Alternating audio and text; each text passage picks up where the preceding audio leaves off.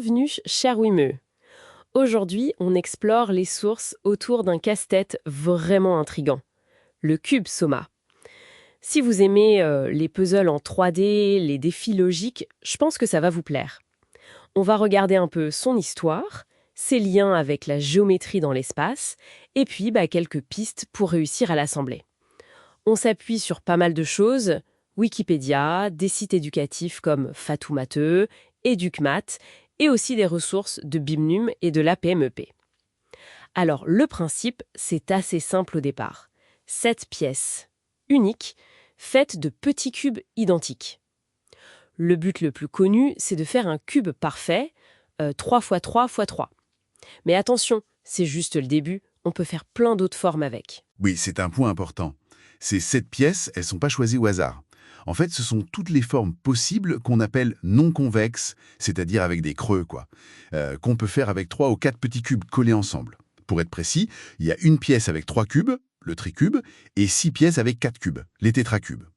Et l'inventeur, c'est Piet Hein, un poète et scientifique danois.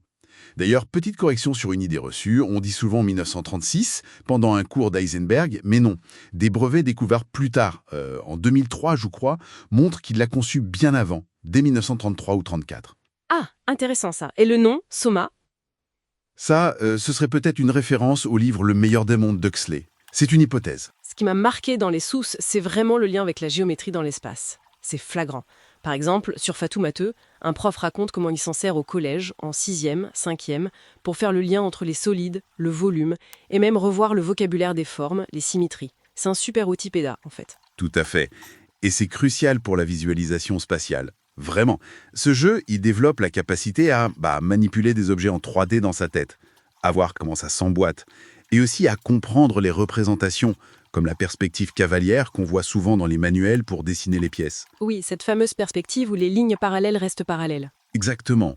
Et d'ailleurs, le prof de Fatoumata note un truc un peu paradoxal. Certains élèves, qui sont pourtant à fond dans les jeux 3D sur écran, ils ont du mal avec la manipulation concrète, la vision dans l'espace, l'assemblage physique. Ah oui, c'est étonnant, hein? Ben oui, ça montre que toucher les objets, les manipuler pour de vrai, ça reste essentiel pour développer cette compétence. Les ressources pédagogiques insistent aussi pas mal sur la difficulté à voir le cube caché, tu sais, celui qui est derrière dans un dessin 2D. C'est un vrai défi. D'accord, mais alors concrètement, comment on fait pour le résoudre, ce cube? Ça peut faire un peu peur au début. Oui, mais faut pas se décourager. Déjà, il y a 240 solutions différentes pour faire le cube 3 x 3 x 3, sans compter les rotations. 240. Ah oui, quand même. Donc il y a de la marge. Quelques pistes pour commencer. D'abord, juste manipuler les pièces. Les prendre en main, les tourner, voir comment elles sont faites. C'est bête, mais ça aide. Se familiariser, quoi. Voilà. Ensuite, essayez de construire des formes plus simples. Dans les livrets, il y a souvent des modèles à peau, le bateau, la chaise, la pyramide. Ça permet de comprendre comment les pièces s'agencent entre elles. C'est une bonne étape. Plutôt que d'attaquer le gros cube direct. Exactement. On peut aussi regarder des solutions pas à pas. Celles de la PMEP, par exemple. Elles sont bien faites, souvent étage par étage. Ça donne des idées de stratégie. D'accord. Et puis, se rappeler la base. Une pièce a 3 cubes, les 6 autres en ont 4. Total, 27. Ça doit toujours faire 27. Une petite astuce, c'est souvent de placer les pièces les plus biscornues ou les plus grosses en premier. Ça libère de la place. Alors là, accroche-toi. Le record du monde, c'est Yejaxi.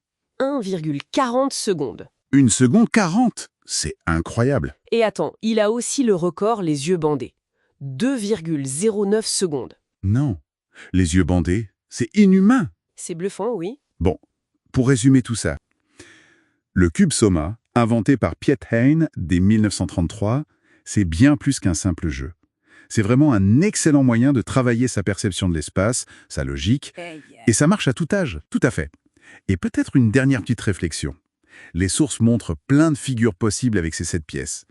Mais au-delà du cube ou des formes classiques, on pourrait se demander jusqu'où on peut aller avec ces 7 pièces spécifiques. Quelles sont les limites?